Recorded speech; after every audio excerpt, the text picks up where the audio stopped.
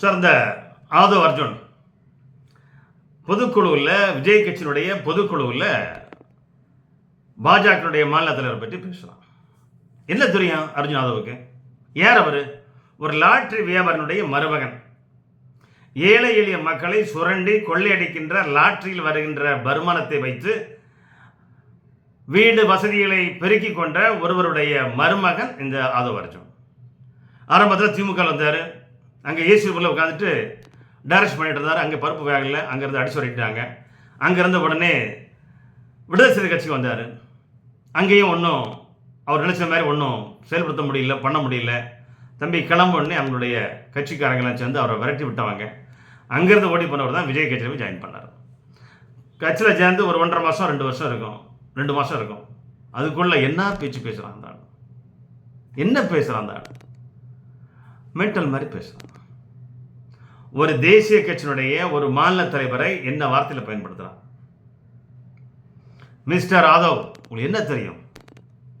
உங்கள் தலைவருக்கு என்ன தெரியும்?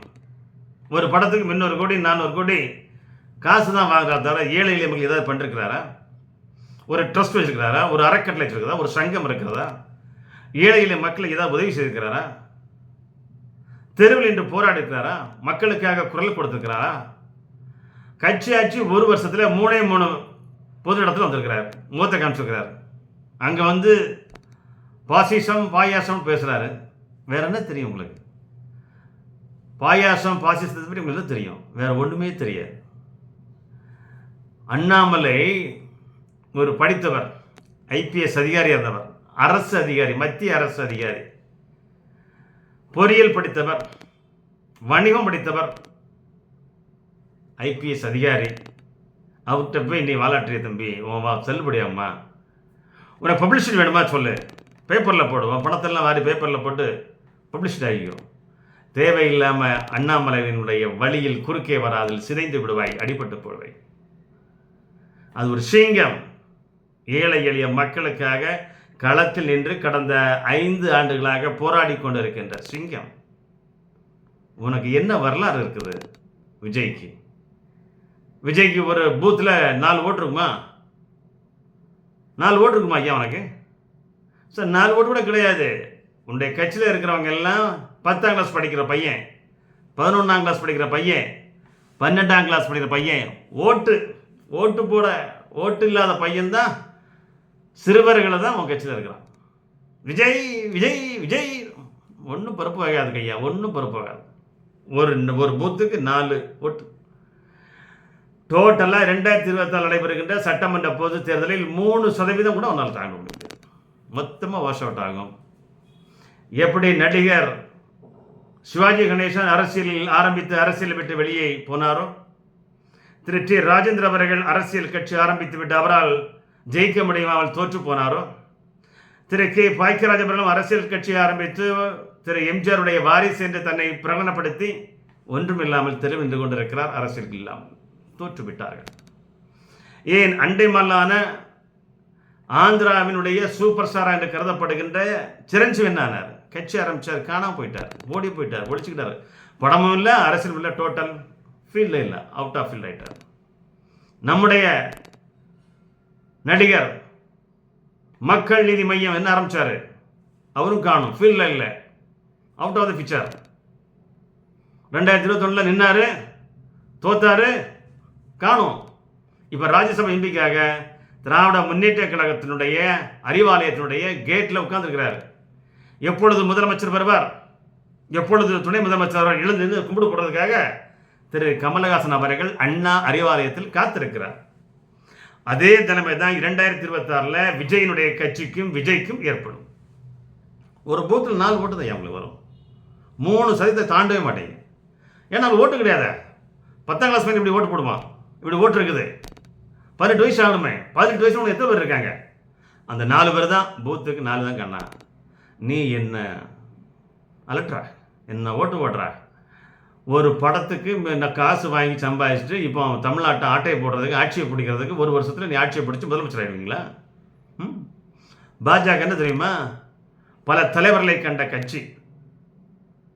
கிட்டத்தட்ட கடந்த பாராளுமன்ற தேர்தலில் 88 லட்சம் ஓட்டு வாங்கியிருக்கு. 18.5% ஓட்டு. தமிழகத்தினுடைய இரண்டாவது கட்சி, ஆளுகின்ற கட்சிக்கு அடுத்து இன்று பாரதிய ஜனதா கட்சி தான் இரண்டாவது கட்சி. கூட்டணி 18.5% ஓட்டு வாங்கியிருக்காங்க. நீ நீ தேர்தல் நிற்கவே இல்லை, போட்டியே இடலை, உனக்கு பூத் கமிட்டின்னு என்னன்னு தெரியாது, நீ யாருக்கு எங்கே போய் ஓட்டு போடணும் தெரியாது, ஓட்டு போடுற இடமும் தெரியாது, உனக்கு சின்னம் கூட கிடையாது. உனக்கு சிம்பிள் இருக்கா? விஜய் கட்சிக்கு சிம்பிள் இருக்கா? சின்னம் இருக்கா? கிடையாது. நீ ஆட்சியை பிடிப்பேன்னு சொல்கிற. எப்போ? 2026 நடக்குமா? அண்ணாமலை யார் தெரியுமா? 75 வருஷம் 1949 கட்சி ஆரம்பித்து கிட்டத்தட்ட 75 ஆண்டுகள் பவள விழா கொண்டாடுகின்ற திராவிட முன்னேற்ற கழகத்தை எதிர்த்து களத்தில் நிற்கிறார், போராடுகிறார். கடந்த 5 ஆண்டுகளாக திராவிட முன்னேற்ற கழகத்தை எதிர்த்து போராடுகின்ற ஒரே தலைவர் தமிழகத்தில் இருக்கின்ற தலைவர் கே. அண்ணாமலை ஐபிஎஸ் களத்தில் நிற்கிறார். ஐயா, மக்கள் அவரை பார்க்குறா, ஓடி வர்றாங்க, கூட்டம் கூட்டம் வர்றாங்க, அவர் பேச்சை கேட்குறாங்க.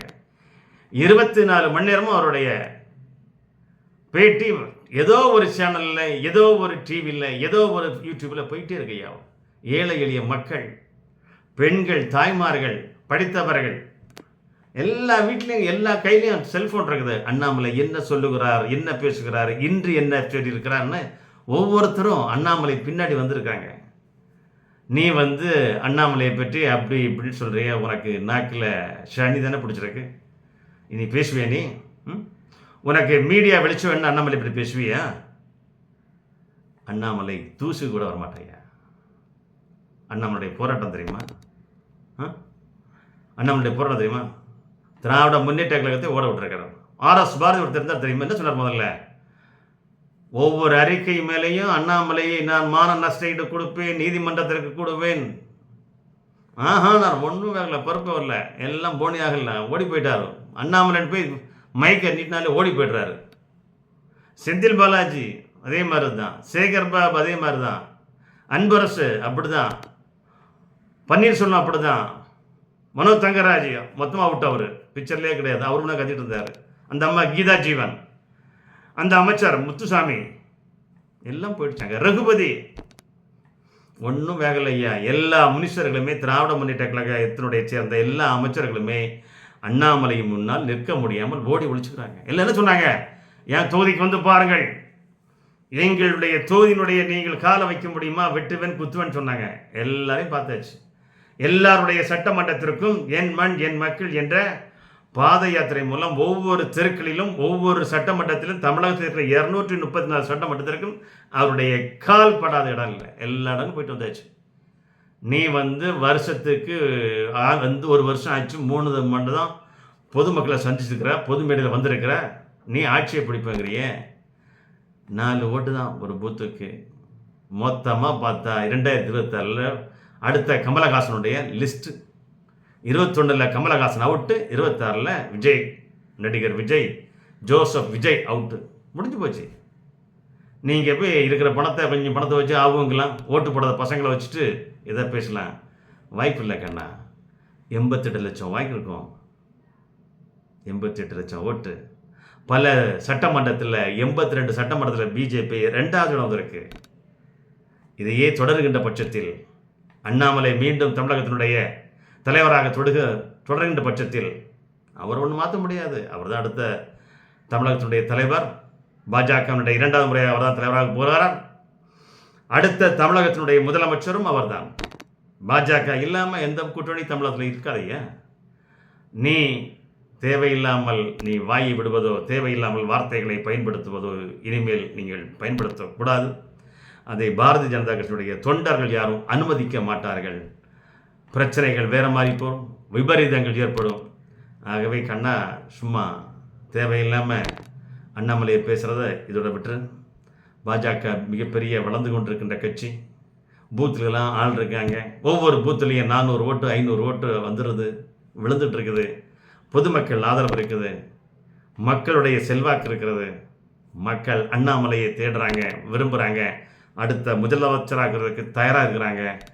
இந்த அறவைக்காடு, கால்வைக்காடு, விஜயனுடைய ஆதவ் அர்ஜுன் எல்லாமே 2026 உங்களுக்கு மிகப்பெரிய பாடத்தை இந்த தமிழக மக்கள் புகட்டுவார்கள். இந்த களத்திலிருந்து அகற்றப்படுகின்ற கட்சி விஜயின் கட்சி, விஜயின் கட்சி நீங்களும். ஆகவே ஆதவ அர்ஜுன் தேவையில்லாமல் பேசிட்டு பிரச்சனைகளை மாட்டிக்கிட்டு சங்கடப்படாமல் ஒதுங்கிருங்கள், ஃபீல்டை விட்டு பெறுங்கள், உங்களுக்கு கொடுக்கப்பட்ட வேலையை செய்யுங்கள், இயேசுவில் செய்யுங்கள். வெளியே வந்தால் உங்களால் தாக்கு பிடிக்க முடியாது.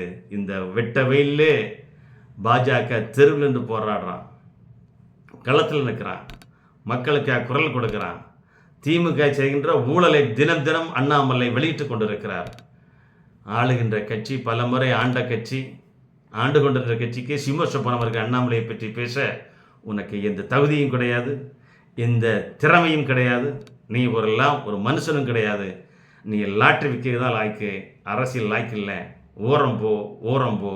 மக்கள் 2026 உங்களை ஓட விரட்டுங்கிற காலத்தை நீங்களே அனுபவிக்கும் போது தான் தெரியும். விஜய் கட்சியும் ஆதவும்.